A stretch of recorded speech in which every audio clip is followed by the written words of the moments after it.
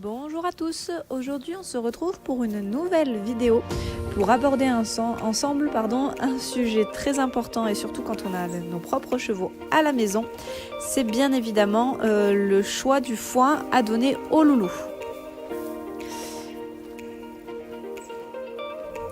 Et oui, comme vous le savez, ça fait maintenant plus de 6 mois que les chevaux m'ont rejoint à la maison.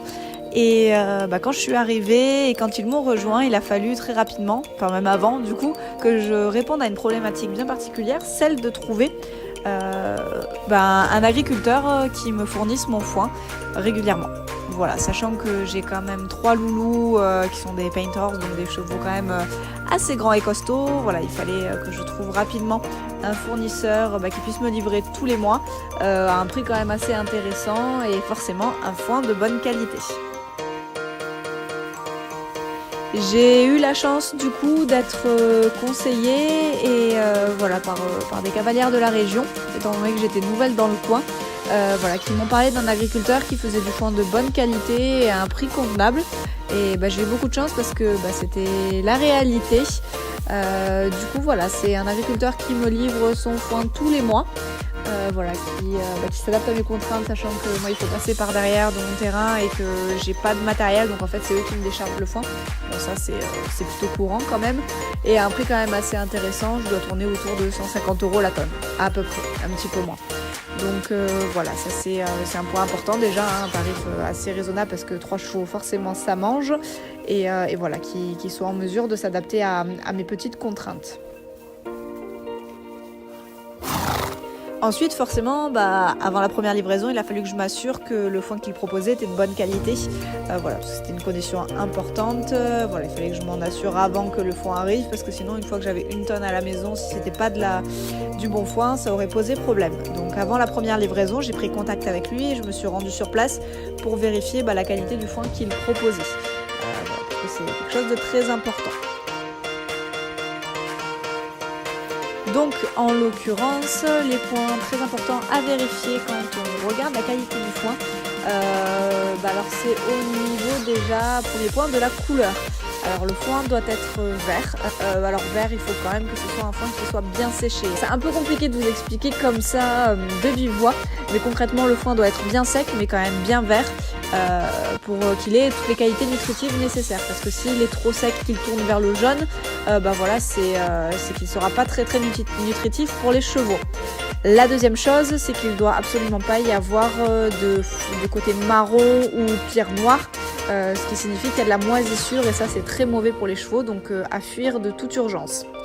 En l'occurrence, moi il y a une livraison où j'ai eu des bottes un petit peu noircies. L'agriculteur s'en était rendu compte à la livraison. Donc ça s'est vérifié bien évidemment quand j'ai ouvert les bottes. En fait il y avait simplement un petit point noir sur une grosse botte de 180 kg, mais ça avait attaqué toute la botte pratiquement.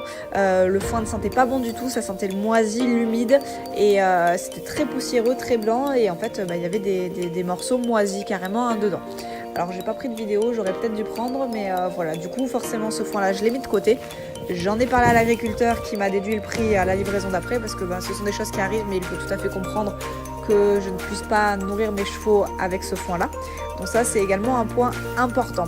Le deuxième point important, c'est au niveau de la qualité des tiges. Donc le foin, il faut qu'il soit très fin, mais il peut également y avoir quelques tiges un petit peu plus épaisses.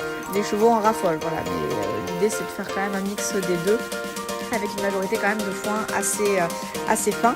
Et alors le top du top, c'est quand il y a des feuilles séchées dedans. Là c'est vraiment que c'est un foin vraiment de bonne qualité. Alors je répète et je précise, il faut bien que le foin soit sec.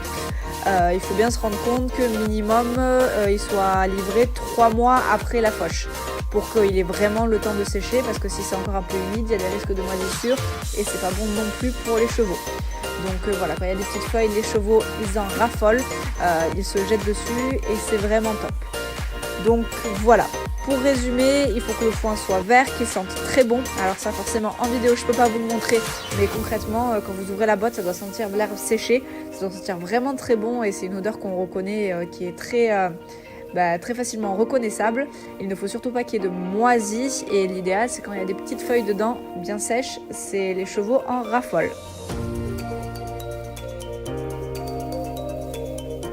Donc bien évidemment, dans une botte, il peut y avoir des tiges moins vertes que d'autres. Comme vous le voyez sur ma botte, forcément, c'est pas uniforme, c'est logique. Mais voilà, la majorité doit être bien verte, bien sec. Le foie également, il doit pas être poussiéreux et il doit sentir très bon. Ça, voilà, c'est une condition très importante. Et puis, un autre critère qui va rapidement vous guider quant à la qualité du foin, c'est le comportement qu'auront vos chevaux par rapport à ce foin. Un foin super bon, ils vont se jeter dessus, et un foin beaucoup moins qualitatif, en général, ils vont un peu le bouder. Donc voilà,